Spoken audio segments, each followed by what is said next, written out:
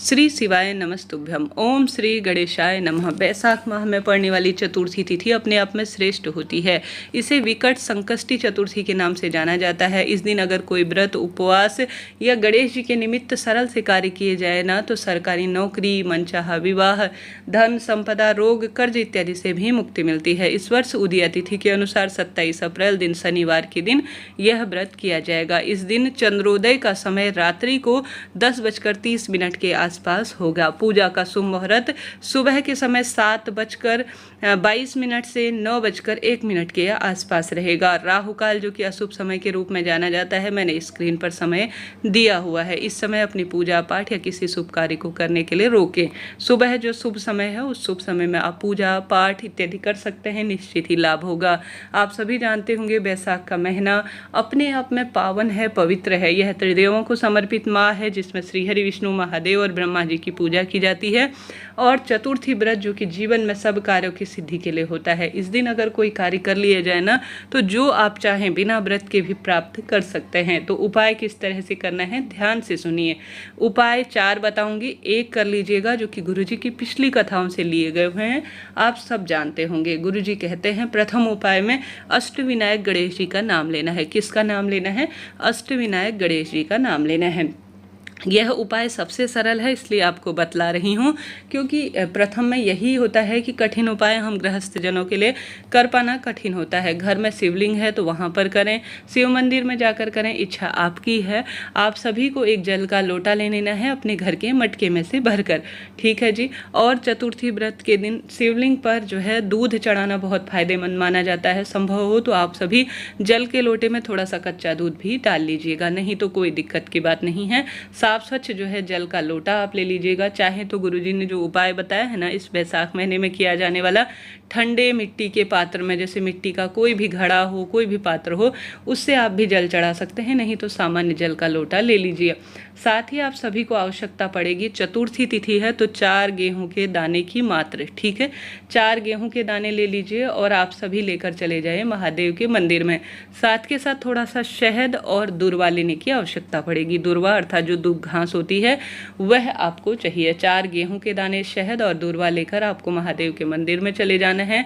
श्री शिवाय नमस्तुभ्यम महामंत्र का जाप करते हुए सबसे पहले पूर्व या उत्तर दिशा की ओर आपको बैठना है। गोल बत्ती का एक घी का दीपक लगाना है। आप सभी इस कार्य को करते हुए श्री गणेशाय नमः, श्री शिवाय नमस्तुभ्यम या आप अपनी इच्छा शक्ति सामर्थ्य अनुसार कोई भी प्रभु के नाम मंत्रों का स्मरण कीजिएगा।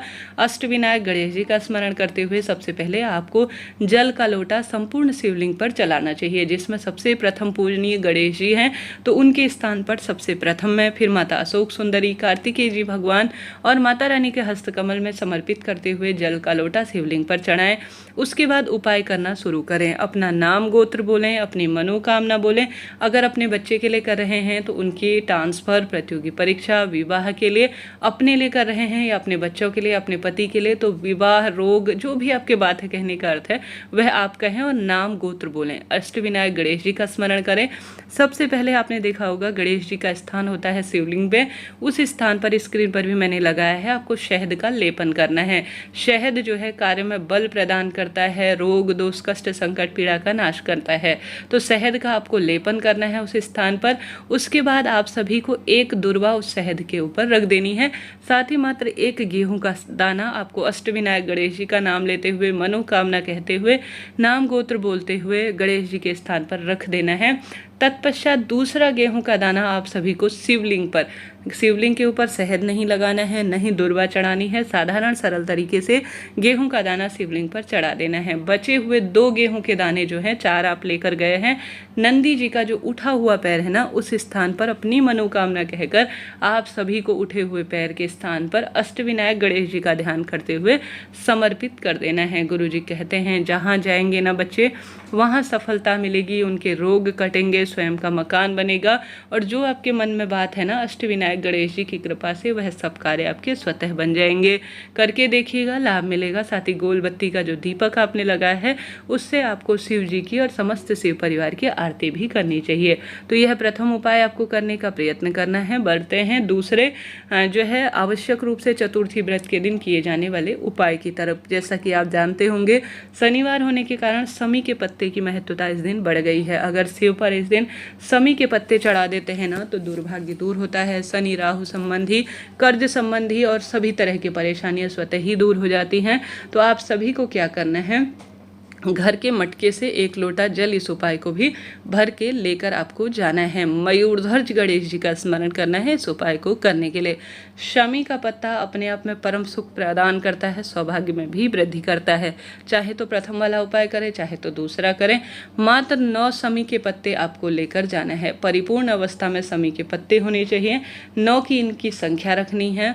और इसमें से सबसे पहले आपको 2 दीपक ले जाने हैं। एक तो महादेव के मंदिर में नियमित रूप से जलाना है, दूसरा आपको शिव मंदिर की चौखट में लगाना है। जल का लोटा समर्पित करने के बाद, मयूरध्वज गणेश जी का स्मरण करने के बाद अपनी मनोकामना कहते हुए 5 शमी के पत्ते आपको गणेश जी के स्थान पर शिवलिंग पर समर्पित कर देने हैं। कर दिए जी। 9 में से 5 आपने गणेश जी पर चढ़ा दिए, 3 आपको शिवलिंग पर चढ़ाने हैं। बचा हुआ 1 जो है 9 में से शमी का पत्ता शिव मंदिर की चौखट में चढ़ा देना है। ठीक है, उल्टे हाथ की तरफ चढ़ाना है, इस बात का भी ध्यान रखें। जैसे शिव मंदिर की चौखट होती है उसके बाएं तरफ आप सभी को 1 जो है आवश्यक रूप से शमी का पत्ता रख देना है और दीपक भी साथ के साथ लगा देना है। 5 गणेश जी पर और साथ ही 3 शिवलिंग पर, बचा हुआ 1 शिव मंदिर की चौखट पर और साथ के साथ शिव मंदिर की चौखट पर 1 दीपक लगाना है। यह 2 उपाय आपके भाग्य की रेखाओं को निश्चित ही प्रबल करेंगे और अपने आप में आपको परम सुख प्रदान करने में सहायक होंगे। तो आप सभी को अष्टविनायक गणेश जी के नाम का प्रथम उपाय, चाहे तो यह दूसरा उपाय मयूरध्वज गणेश जी का स्मरण करते हुए करना है। निश्चित ही आपको लाभ मिलेगा। आपके बच्चों की परेशानी, पति की परेशानी, आपकी परेशानी कटना आरंभ हो जाएंगी। इससे पहले चैनल पर वीडियो आ चुकी हैं, कृपया उन्हें जरूर से देखिएगा, वह भी निश्चित ही आपको लाभ पहुंचाने वाली होंगी। तो हमने बात की 2 उपाय की, बढ़ते हैं तीसरे उपाय की तरफ। जैसा कि इस दिन आवश्यक रूप से शमी वृक्ष की पूजा करनी चाहिए। पीपल वृक्ष की जड़ में कच्चा दूध सिंचन करना बहुत अधिक लाभ माना जाता है पूरे सप्ताह भर में। या आप अभी तक जो है वैशाख माह में कच्चा दूध से सिंचन तुलसी माह में और पीपल वृक्ष की जड़ में नहीं कर पाए हैं तो आपको करना चाहिए जी।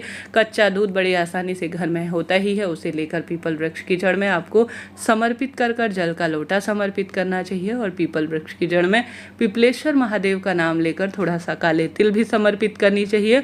साथ के साथ 2 दीपक आपको लगाने चाहिए। एक तो सरसों के तेल का जो कि शनिदेव के नाम का होगा, दूसरा जो है आप सभी को घी का दीपक लगाना चाहिए जो कि आपको महादेव के नाम का, श्री हरि विष्णु के नाम का लगाने का पीपल वृक्ष की जड़ में प्रयत्न करना चाहिए। आपके भारी से भारी दुर्भाग्य दूर होगा।